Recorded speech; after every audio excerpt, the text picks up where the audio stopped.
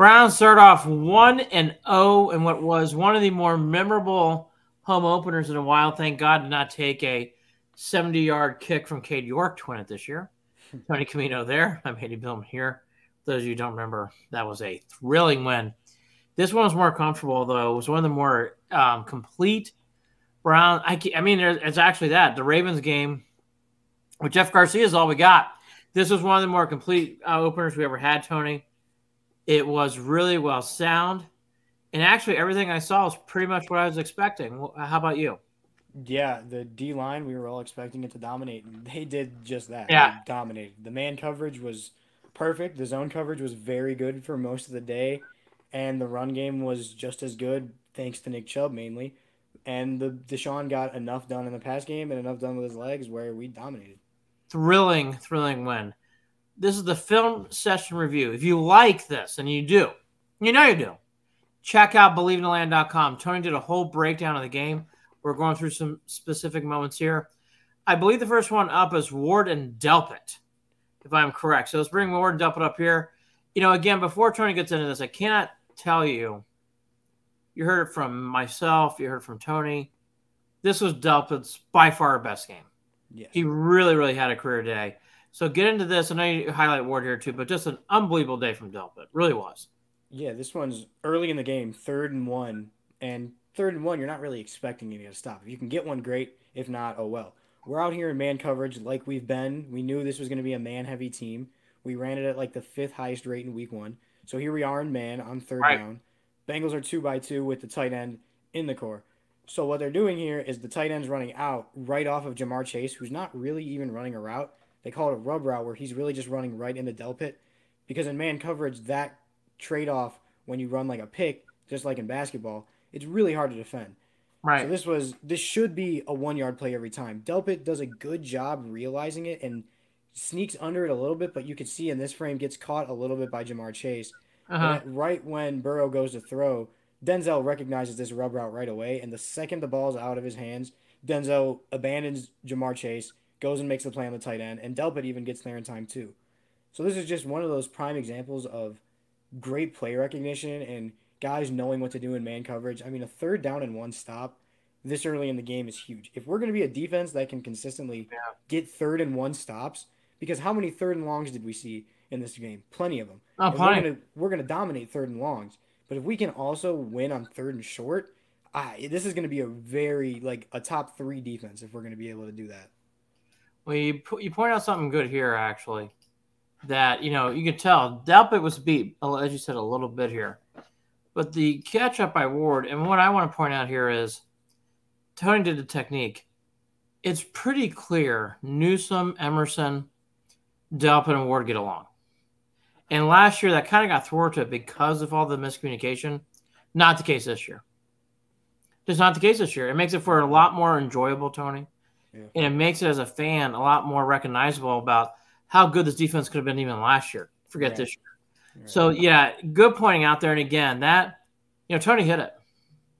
You forget about that play. If you can stop him on 3rd and 1, I mean, forget it.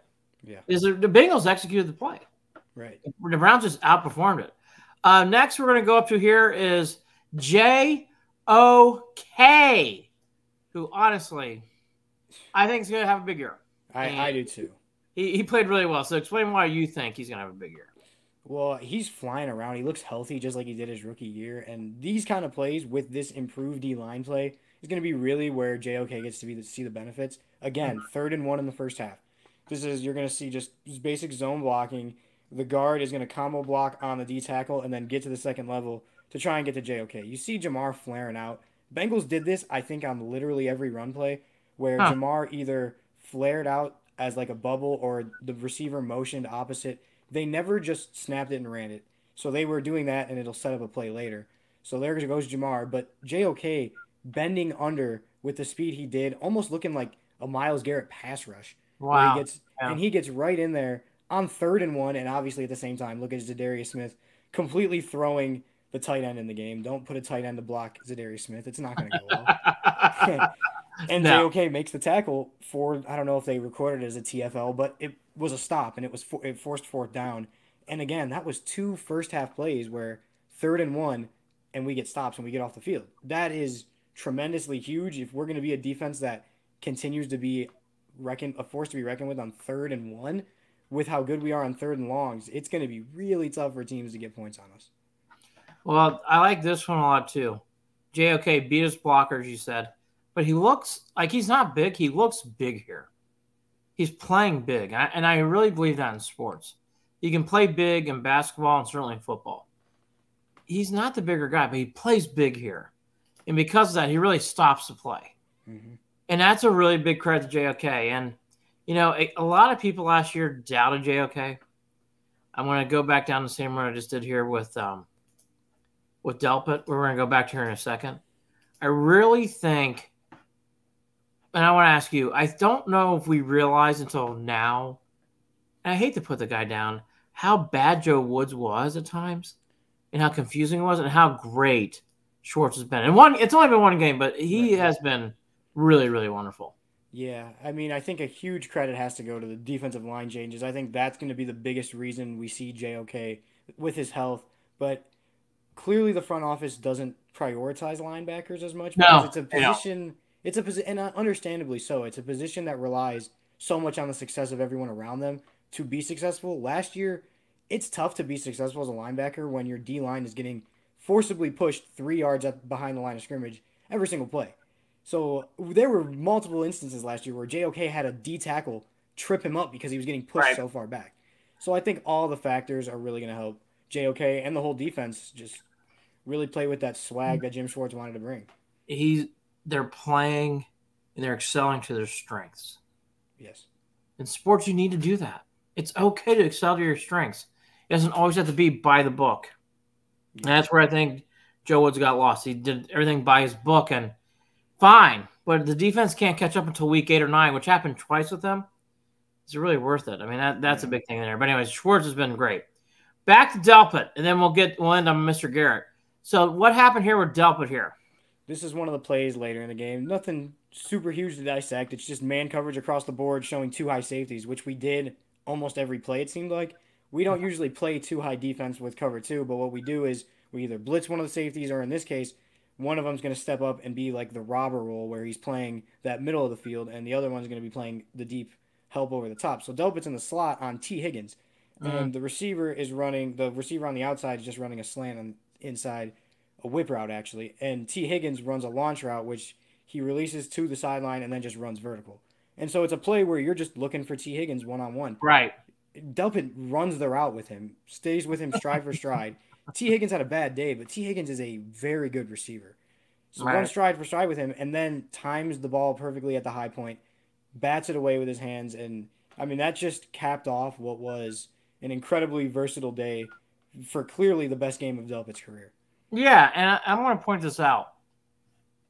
JOK's playing bigger. Delpit's playing faster. It's not a coincidence. Denzel Ward's, and by the way, Denzel Ward makes plays like that all the time, so I don't want to say it's unique. Right.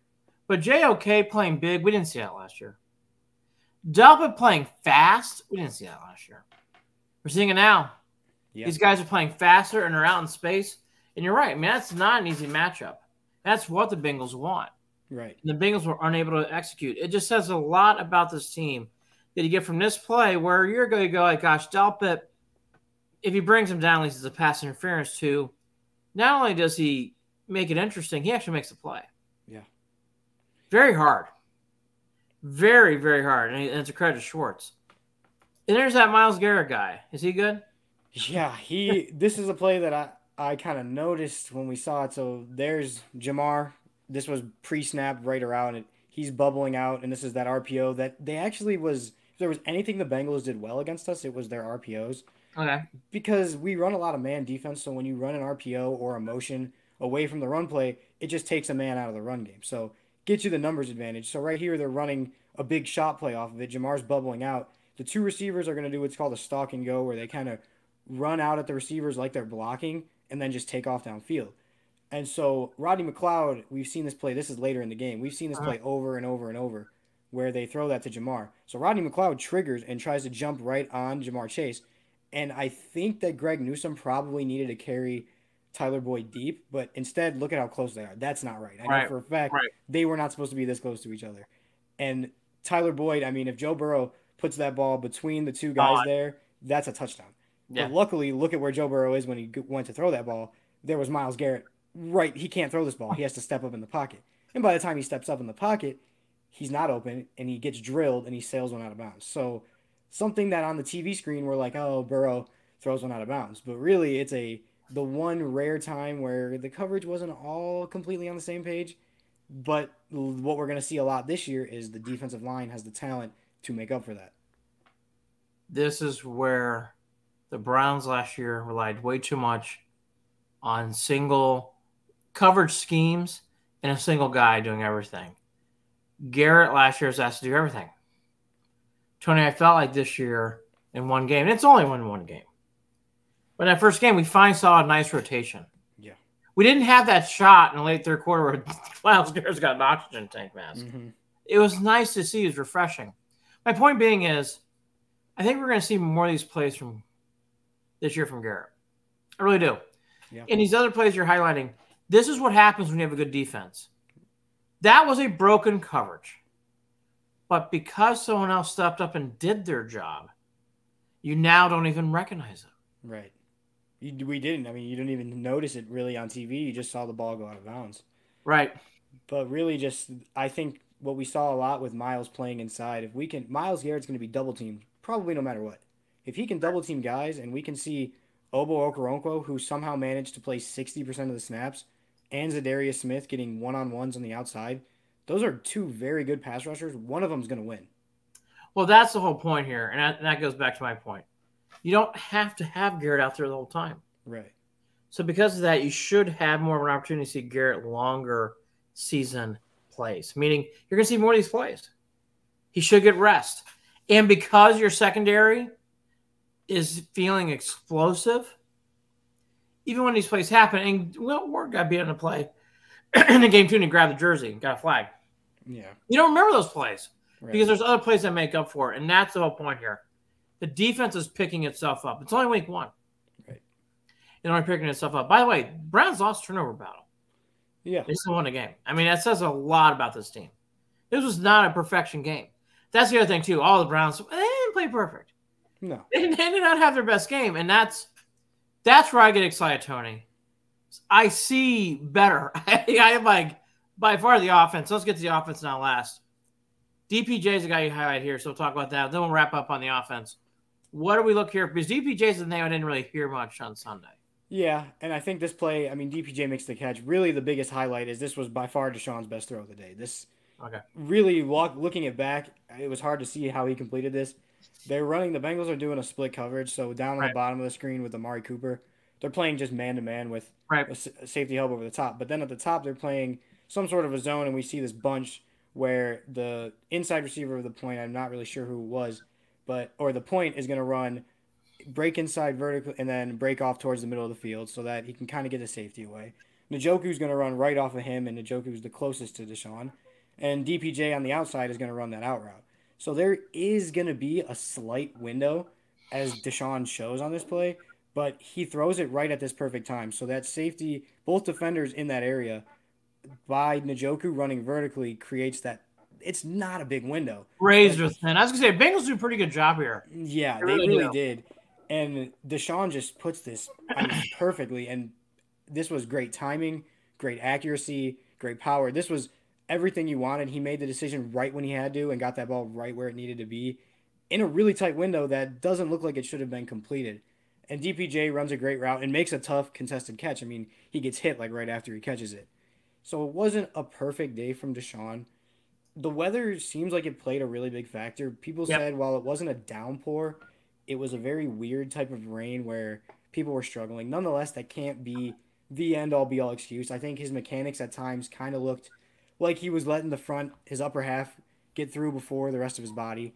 And I think those are things that need to be fixed. I think part of it comes with his excitement. He's trying to rip the ball in there. But I think that's going to come, and we saw flashes of good throws that I think we need to relax. I know a lot of people were like, oh, it's a $230 million guy. He needs to be making these throws. I have faith it'll get there, and honestly, even if it won't, I have faith that he will make enough plays where the rest of this team can still win games. The latter half is where I'm at. The game was not on the line, but that was a big drive before half. That was huge. 3-0, kind of felt wonky. Ford fumbles in one possession. It's like it's 3-0, but gosh, it doesn't feel like it's a very secure lead at all. No. And he makes that big pass play before that to Amari Cooper, the DPJ throw, and away we go. And he makes a big call at the line. That's the drive I remember. Right. That's the drive. It's like, you know what? When we needed it, he really stepped up. And then when it's 16-3, he didn't have far to go. But he got the team in the end zone with a Harrison Bryant touchdown. Yeah. That's the stuff. That's the stuff the Browns need to have done here. And they did in this first game. And, you know, whether it's rightly or wrongly, the one thing I have grown to accept my medicine on is I don't like this. I do like it, but I don't love it long term. But it's okay, whatever. Watson is going to be running. And that's okay. We all need to put up our hand. Deshaun Watson is our second running back. Okay? He is. And he's going to use his legs to run. And you're going to have to accept that because that's some of his passing.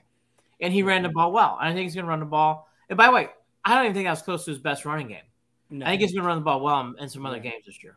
Yeah, I think the wrinkle of Deshaun actually being an effective runner, and not just effective, but smart. I was hearing people talk about his touchdown run where it was an audible that Alex Van Pelt put in Saturday practice, so Saturday walkthrough. And Deshaun gets up to the line, sees the look and sees he's got the read, gets the team into that audible, and he runs easily into the end zone. We see, I mean, the Eagles made a Super Bowl run solely off of Jalen Hurts' ability to be so effective as a runner. Josh Allen does it. So many of these teams nowadays, Jackson. Right, they're making a living. When the Browns get into the red zone with Nick Chubb, Deshaun's ability to run the ball, Elijah Moore's ability to run the ball, and Njoku just as a receiving threat with Cooper, it's going to be really tough to stop the Browns in the red zone. It is, and my point being is he's not average. He's good. He's not great. He might be great this year. Right. But I'm telling you, he is good. And again, that drive at the end of the first half, we needed to score, and they did. Yeah. And that play at the line was very gutty. Very, very gutty call, and he made the right call, and he scored. That's what winning teams do. 1-0, Tony and I will be celebrating on Monday Night Football at Yard House in Westlake. Yeah. It is a Tony Camino, Andy Dillon special. We've only been there once, but we're going back. We're going back. It's going to be fun. Join us at Yard House on Monday Night Football. It should be a lot of fun. More importantly, Tony, I do think, and I'll leave on this note, I think there's a lot of window to improve. Yeah. And you showed some things here, but what I'm noticing already, it was good. I think it's going to get better. And I do think this defense does have a very high ceiling. I really do. Yeah, I think just the biggest things going forward is the passing game. You'd like to see it get into more of a rhythm, and I think it will. The weather in that game, clearly it was impossible for either team to get a pass game going. And the run blocking needs to get a little bit better. Specifically, my concern is with DeJuan Jones. He's not known to be a run blocker. Like, he's not. That was his big pitfall. There were a couple times in this game he came in, and not only was he not blocking well in the run, he didn't really know where to be. He was kind of just out there not doing anything. I have faith that it'll get cleaned up, but I think it might take a little time. So luckily we've got a good offensive line around him, and we've got a great running back who can turn no-yard plays, lost plays into 5-6 yards. But those would be my two biggest things: the right side run blocking and get the passing game going. We watch a lot of Browns football. Even before DeJuan Jones takes over, this team runs to the left, to the left, to the left, to the left. So it's going to be okay. But that is something to watch here. My other big point I'll say on this for Jones, T.J. Watt's a handful. If I were the Browns, you might want to send the old blocking tight end to help out a little bit. That'd be my one piece of advice. I don't expect them to leave him one-on-one very often. I would think they're going to chip. They're going to send a running back at him too. They're going to get a tight end. I would think that there's going to be very few times where it's DeJuan on TJ one-on-one. Right. But honestly, DeJuan matches up well against TJ Watt for pass protection. TJ's going to win reps. He's Myles Garret for Pittsburgh. He's going to win reps. But I think DeJuan actually is suited to kind of hold his own against him in the pass game. It scares me in the run game a little bit, but like you said, we run left a lot. So that that can kind of hide that. It does. I mean, even before this injury, they're working around behind Conklin and Teller a lot, to be honest with you. Yeah, they like pulling Conklin back to the left side. They do. Well, maybe Jones can, maybe Jones can do that too. But I think, well, I know I did that. I don't know if he's fast enough to do that. That's a big man. Well, I'll see. But I think the ability to spread it with Watson's RPO, watch as the season goes. Because I think at times you're going to see later in the season the snap back, meaning like ball's supposed to go to Chubb and he rips it out and runs it himself. Yeah. And that will hide Jones even more. Yeah. Because if there's an over pursuit, Watson will notice it and go right around it, and then it's open field time after that point.